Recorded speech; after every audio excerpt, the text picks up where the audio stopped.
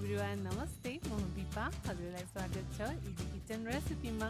आजको रेसिपीमा मैले हजुरसँग सेयर गर्नका लागि लिएर आएकी छु एकदमै मिठो पोर्क करी मेरो स्टाइलमा सुरु गर्नलाई बनाउनको लागि। यसको लागि मैले यहाँनिर कराई तताउन राखिसकेँ। अब यो तातेको कराईमा राखिदिए थोरै मात्र तेल अनि यो तेलमा फुलाए जिरा, एउटा तेजपत्ता, त्यसपछि राखिदिए यसमा काटेको मासु। यो मासु राखिसकेपछि ग्यास फ्लेमलाई मिडियममा राखेर राम्रोसँग चलाएर 2-3 मिनेट यहाँ भुट्छौँ हामीले। यसरी पोर्क पकाउँदा सुरुमा चाहिँ थोरै तेल राख्नु होला, किनभने भुट्दै गर्दा पकाउँदै गर्दा यो पोर्कबाट यसरी बोसो पग्लेर आफै धेरै तेल निक्लिन्छ। हजुरले देख्न सक्नुहुन्छ मैले यसलाई एकछिन भुट्दैमा पनि यसबाट यसरी बोसो पग्लेर निक्लिसकेको छ। अब भने यसलाई हामीले छोपेर सानो आगोमा 5-7 मिनट पकाउँछौँ। 5-7 मिनट सानो आगोमा छोपेर पकाइसकेपछि अब भने यसलाई हामीले नछोपिकन परपर गरी रातो हुने गरी भुट्ने। भिडियोमा देखाए जस्तै यसरी रातो हुने गरी भुटिसकेपछि अब यसबाट निक्लेको जति पनि पग्लेको बोसोको एक्स्ट्रा तेल छ यसलाई चाहिँ हामीले निकालेर फ्याँकिदिन्छौँ। र निकालेर फ्याँकिसकेपछि चाहिने मात्र राख्ने, किनभने अब यसमा हामीले प्याज भुट्नेछौँ अनि मसला पकाउनेछौँ। थोरै तेल राखेर त्यसमा राखिदिने प्याज अनि यसलाई राम्रोसँग चलाएर भुट्ने। राम्रोसँग प्याजलाई रातो हुने गरी भुटिसकेपछि अब यसमा राख्ने मसला, जसमा कि मैले बेसार, अदुवा लसुनको पेस्ट, जिरा धनियाँको धुलो पाउडर, त्यसपछि राखिदिने रातो धुलो खुर्सानी अनि राखिदिने यसमा मिट मसला।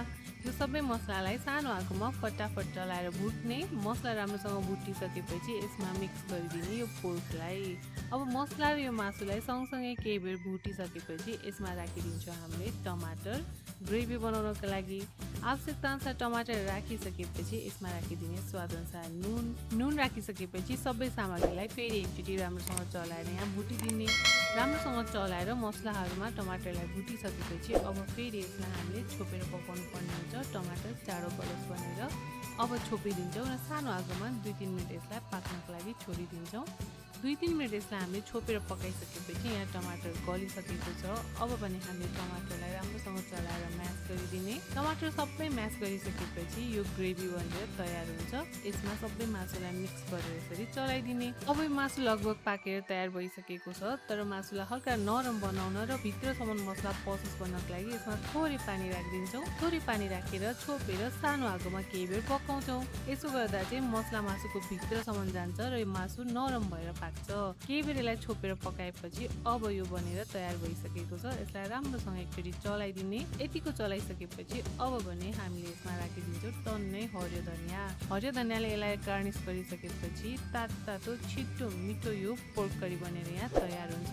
ग्यास प्लेटलाई अफ गर्ने अनि यसलाई तातो भातसँग सर्भ गर्ने। हजुरले पनि यो रेसिपी एकचोटि ट्राई गर्नु होला। हजुरलाई आजको रेसिपी कस्तो लाग्यो मन परेमा यो भिडियोलाई लाइक गरिदिनु होला, आफ्नो साथीभाइहरूसँग सेयर गरिदिनु होला अनि यस्तै छिटो मिठो रेसिपीको लागि इजी किचन रेसिपीलाई सब्सक्राइब गर्न भने नबिर्सनु होला। हजुरको दिन शुभ बितोस्। Thank you.